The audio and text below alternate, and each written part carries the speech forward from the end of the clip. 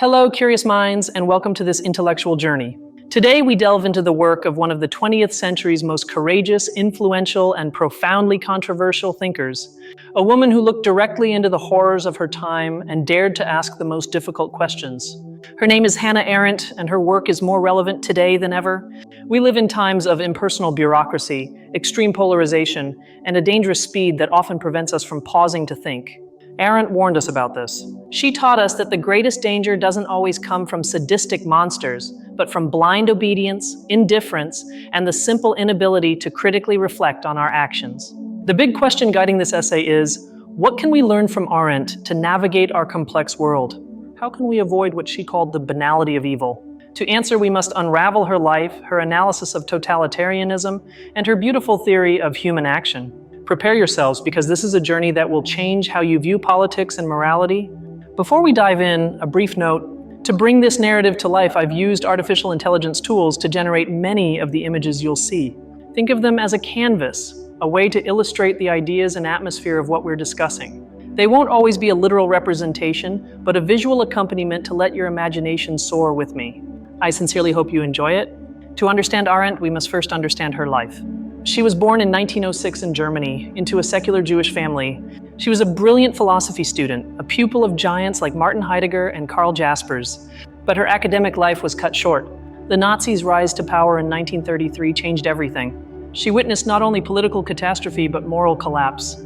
Arendt was arrested by the Gestapo for investigating anti-Semitism. She managed to escape, fleeing first to Paris and, after the fall of France, to the United States in 1941. She arrived in New York as a stateless refugee without a country. This experience of being a pariah, an outsider to the political system, became the crucible of all her later thought. She didn't think about totalitarianism from an ivory tower. She had lived through it.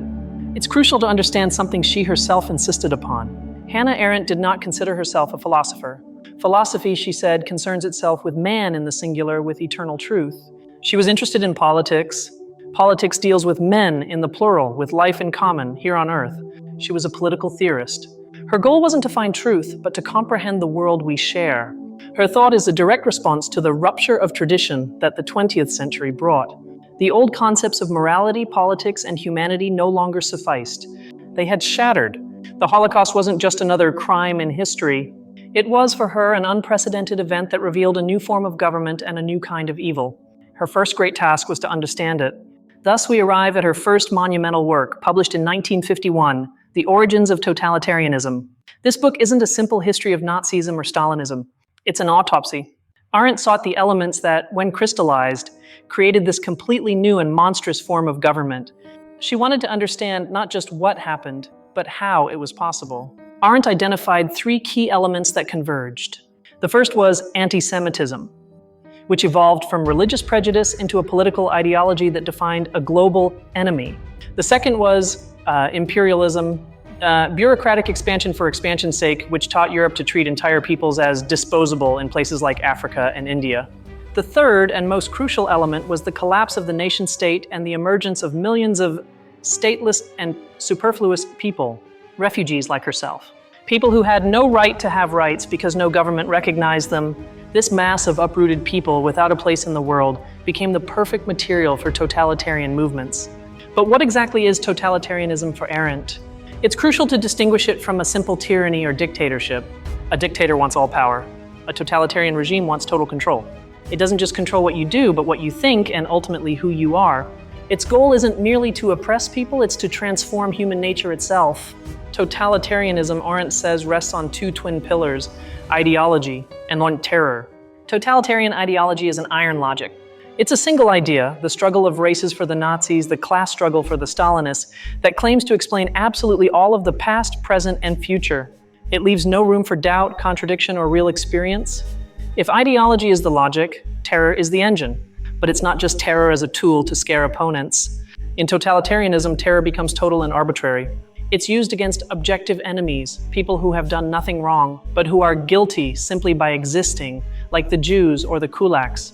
Terror is used even against members of the party itself.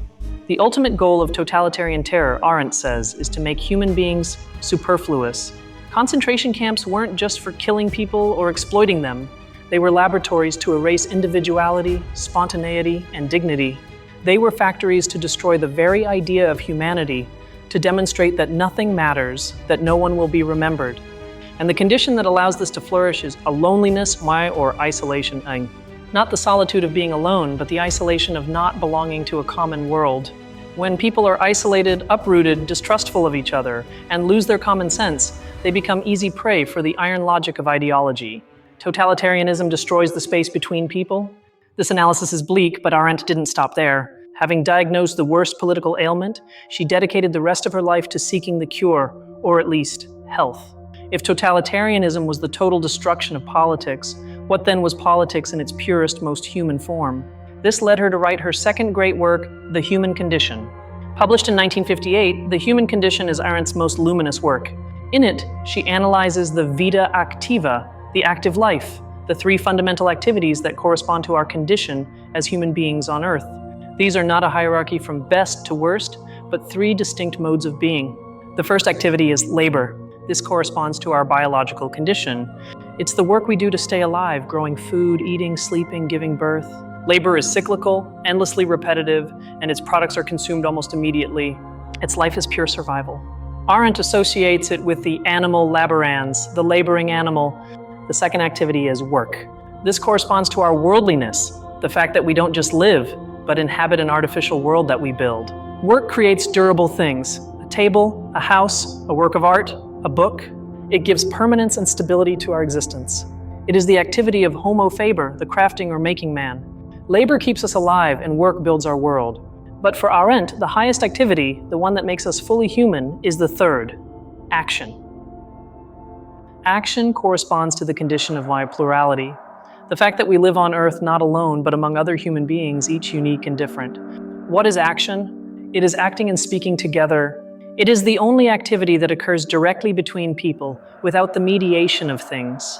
When we act and speak, we don't just do something. We reveal who we are, our unique identity. Action is where we show our courage, our prudence, our excellence. It is, for Arendt, politics in its truest sense. Action has two key characteristics. First, unpredictability. When you act in the world, your action combines with the actions of millions of others. You can never control the outcome. It's like throwing a stone into a pond. The ripples spread in ways you cannot foresee. That's why action always requires courage. Second, irreversibility. You cannot undo what you have done or said. Your actions follow you. Arendt says that the remedies for these problems are forgiveness, which frees us from the past, and the promise, which gives us stability for the future. These two capacities make it possible to continue living together despite errors and uncertainty.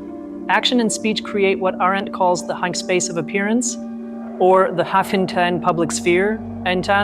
This is not a physical place, it's not a government building. It is the space between people that is magically created every time they gather to act and speak about common affairs. It is the space of freedom. For Arendt, freedom isn't something you possess internally, it's something you do in the world with others. Here, Arendt offers a radical critique of modernity. She argues that we have lost this public space. We have replaced it with the social. What is the social? It's when the problems of labor, the economy, necessity, survival, invade the public sphere. Politics stops being about action, who we want to be, and becomes administration, how we distribute resources. For Arendt, when politics becomes mere bureaucracy and the administration of life, it becomes dangerous. It focuses on the predictable behavior of the masses, not the unpredictable action of individuals. This is the world of the animal laborans taking control, where we are all reduced to being workers and consumers, not citizens. It's the first step towards the totalitarian mindset. This idea of action as the heart of political freedom leads her to analyze revolution. In her book On Revolution, Arendt compares the American and French revolutions. She makes a distinction that surprised many. She admired the American Revolution and was skeptical of the French one. Why? Because the French Revolution, she says, was hijacked by the social question. It became obsessed with poverty and necessity, labor. This led to violence and terror, trying to force an abstract happiness. In contrast, the American Revolution was, for her, a true political revolution. Its goal wasn't to solve poverty, but to found a new space for freedom, for public action. Arendt loved the spirit of the Founding Fathers, not for who they were, but for what they did. They came together, deliberated, and created something entirely new, a republic. For her, the greatest glory of human action is natality, the capacity to begin something new in the world. Every human being born is a new beginning, and politics is the stage where those new beginnings can flourish. We've seen her diagnosis of totalitarianism and her vision of the vita activa. Now we must enter the most difficult and controversial territory of her career, a moment that pitted her against many of her friends and made her an intellectual pariah for some. We are talking about the trial of a high-ranking German official and her concept of the banality of evil. In 1961, Arendt traveled to Jerusalem as a reporter for the New Yorker magazine to cover the trial of Adolf Eichmann. Eichmann had been one of the key Nazi bureaucrats, the central logistical organizer behind the deportation of millions of Jews to extermination camps. The whole world expected to see the embodiment of absolute evil, a sadistic monster. But what Arendt saw in that glass booth was no monster. She saw a mediocre man, a bureaucrat, a man who, according to her, was terribly and terrifyingly normal. He wasn't a Mephistopheles. He was a man whose only apparent skill was organizing train schedules and following orders with zealous efficiency. And this impacted her profoundly. Here her concept of the banality of evil and is born. It's crucial to understand what this doesn't mean. It doesn't mean that evil is trivial or that the Holocaust was commonplace. Absolutely not! It means something much deeper and more terrifying, that the most extreme evil on an industrial scale, can be committed not by fanatics or sociopaths, but by ordinary people who refuse to think. Eichmann's problem, Arendt wrote, was not that he hated Jews, though he probably did, but that he was incapable of thought. He spoke in cliches and ready-made phrases from the rulebook. He couldn't think from another person's perspective. His evil was banal because it was thoughtless, without thinking. He was an obedient bureaucrat who never paused to confront the horrific reality of his actions. Arendt was not excusing Eichmann. On the contrary, she was accusing him of a different and deeper crime, the crime of abdicating thought. Eichmann wasn't stupid. He was intelligent in the bureaucratic sense, but he refused to exercise his human capacity to judge, to distinguish good from evil, to have an inner dialogue. He simply followed orders. When her report, Eichmann in Jerusalem, a report on the banality of evil, was published, the reaction was a firestorm. She was fiercely attacked, especially by other Jewish intellectuals. They accused her of being cold, heartless, and even of blaming the victims, as she mentioned the cooperation of some Jewish leaders with the Nazis, a historically complex point, but one she felt necessary to understand the machinery. The controversy isolated her, but it also forced her to deepen her argument. If a lack of thought was the condition that allowed banal evil, then what exactly is thinking, and how can the act of thinking serve as a moral shield? This led her to her last major project, her unfinished work, The Life of the Mind. Arendt, returning to her philosophical roots, explored what we do when we think. She distinguished between knowing and thinking. Knowing is the search for truth. It's what science does. It's useful, but it's a process that seeks an end. Knowledge accumulates. But thinking it for Arendt is different. Thinking has no end. It's a dialogue. Inspired by Socrates, Arendt defined thinking as the two-in-one, the silent dialogue I have with myself. When I think, I divide into two. I ask myself questions and I answer them. It is in this inner space that I examine my actions, my beliefs, and my words. Thinking, Arendt says, doesn't give us a moral code or a list of rules. It doesn't tell us what to do. What it does is something more subtle. Thinking interrupts. It makes us pause. It questions cliches and orders. It creates a space for judgment. Thinking is like a wind that uproots our preconceived notions and forces us to examine them. Here's the moral connection. A person who thinks, in this Socratic sense, cannot easily commit atrocities. Why? Because, as Arendt says, the key question of inner dialogue is, can I live with myself after doing this? The thinker needs to maintain harmony with their other self. The murderer, the liar, the bureaucrat of genocide has destroyed that inner relationship. Eichmann was not evil because he was a monster, but because he never thought. He never had that dialogue. He simply obeyed. He accepted the final solution as just another rule of the game. For Arendt, the antidote to the banality of evil isn't better education or stricter morals. It's the constant, noisy, and sometimes paralyzing habit of pausing to think. Thinking, then, is a profoundly political act, not because it tells us who to vote for, but because it prepares us to judge. It gives us the capacity to distinguish beauty from ugliness, right from wrong, at moments when all the rules of society have collapsed. It is our last line of defense. Hannah Arendt died in 1975, leaving The Life of the Mind unfinished. But her legacy is anything but that. She left us an incredibly powerful set of conceptual tools for understanding our world. She taught us to distrust ideologies that claim to explain everything. She taught us to value the public space, the joy of acting together and creating something new. And perhaps most importantly, she warned us that the greatest evil doesn't arise from fanatical hatred, but from bureaucratic indifference, from the banality of those who renounce their most basic humanity, the capacity to think. Arendt's lesson is a challenge. It is a call to live a life of action and thought, to have the courage to appear in public, to speak our truth, and to have the moral strength to retreat into that inner dialogue, to ensure that the person we have to live with, ourselves, remains someone worth living with. Thank you for joining me on this deep and complex journey through Hannah Arendt's thought. She is not an easy thinker, but an essential one.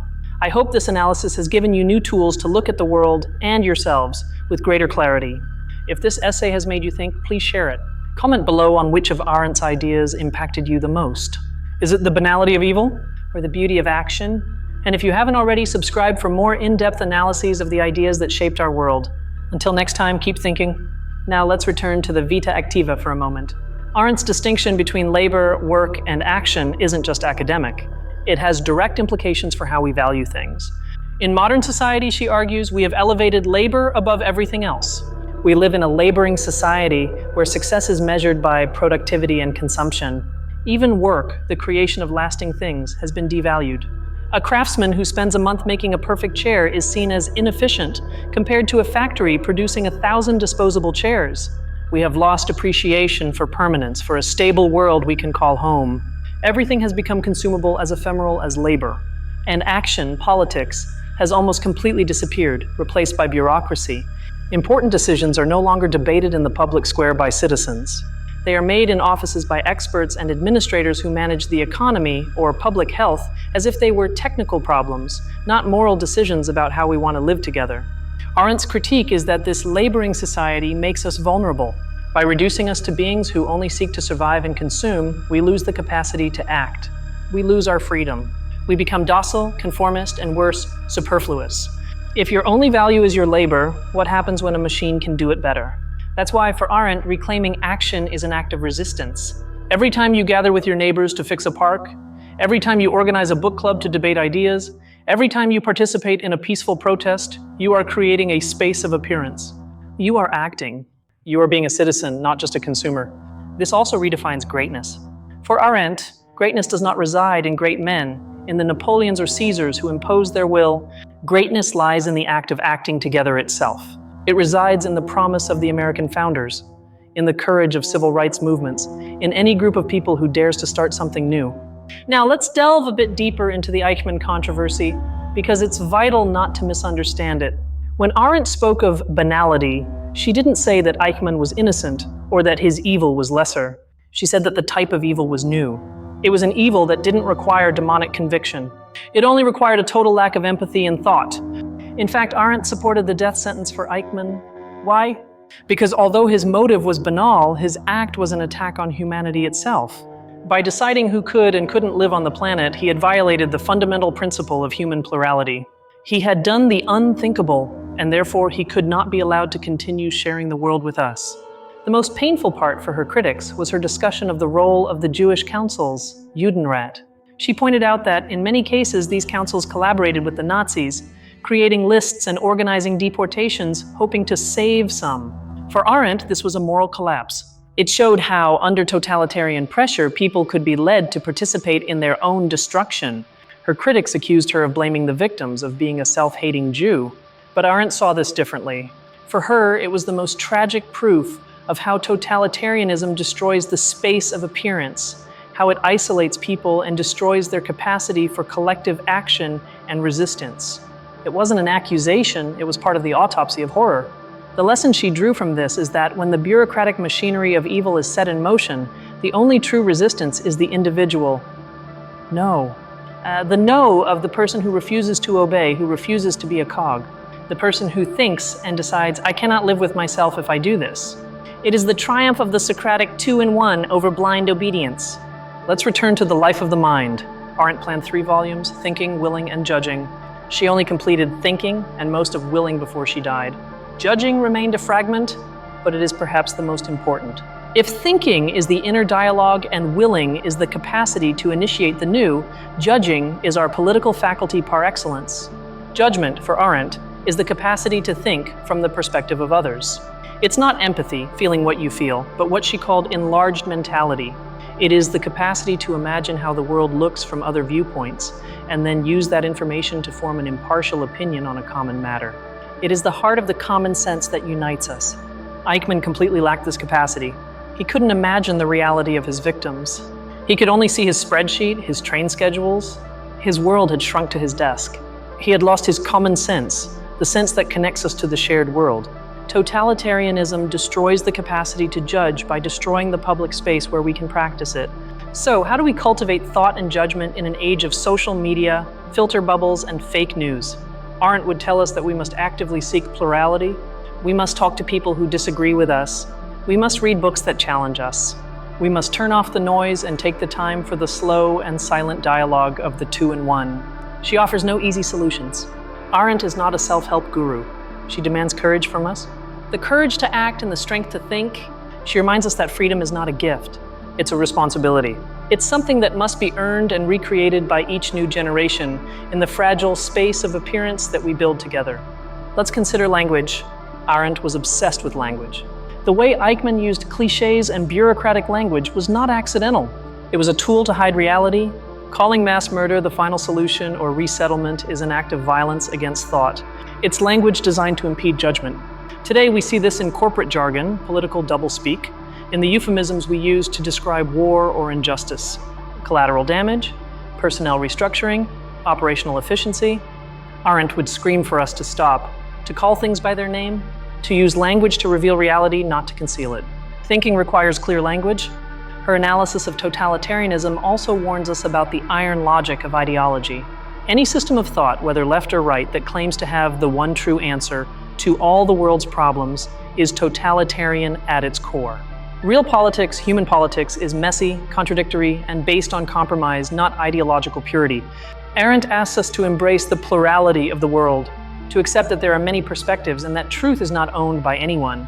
Truth, or rather meaning, emerges from dialogue between people who, though different, share a common world and the responsibility to care for it. It is a call to intellectual humility. Let's consider her concept of authority. Arendt distinguished between power, violence, and authority. Power arises from collective action, many people acting together. Violence is instrumental, a weapon. But authority is based on respect, on tradition. She lamented the loss of authority in the modern world, which leaves us only with coercion or persuasion. This loss of authority in government, in education, in religion leaves us adrift. But it also forces us to assume the responsibility to judge for ourselves. We can no longer appeal to what has always been done. We must, at every moment, use our own thought to navigate the world. It is a burden, but it is also the very definition of adult freedom. Arendt's critique of society also extends to our private lives. The modern obsession with psychology, with the inner self, would have seemed suspicious to her. For her, identity isn't found internally. It's created externally in the public space through our actions and words. We are what we do, not what we feel. In summary, Hannah Arendt is a difficult but necessary companion. She denies us the comfort of simple solutions. She denies us the alibi of history or economic necessity. She places the responsibility squarely on our shoulders. She tells us, the world is as it is because of what we have done, and it can be changed with new action. She forces us to ask ourselves, are we laboring to survive? Are we working to build a lasting world? Or are we acting to create a space of freedom? And most importantly, are we pausing to think, to have that dialogue with ourselves that is our last and best defense against evil? Arendt's legacy is not a philosophical system, but a call to courage. The courage to be unique, to appear in public, to judge the world for ourselves, and to accept the terrifying yet liberating responsibility of our actions. She taught us that politics isn't about power, it's about freedom, and freedom is founded on our capacity to begin something new. In a world that constantly pushes us towards conformity, bureaucratic obedience, and cliché, the voice of Hannah Arendt resonates as an urgent reminder. She reminds us that the antidote to evil isn't a better ideology. The antidote is thought. The antidote is you in dialogue with yourself, refusing to be a cog in the machine. Don't stop thinking, don't stop acting, and don't stop caring for the world we share. Thank you from the bottom of my heart for joining me in this dense but vital analysis. It's been an honor to explore these ideas with you. If this intellectual journey has brought you value, consider subscribing so you don't miss future analyses. And I'd love to read your reflections in the comments. What is the most significant takeaway you have from Hannah Arendt? Until next time, curious minds.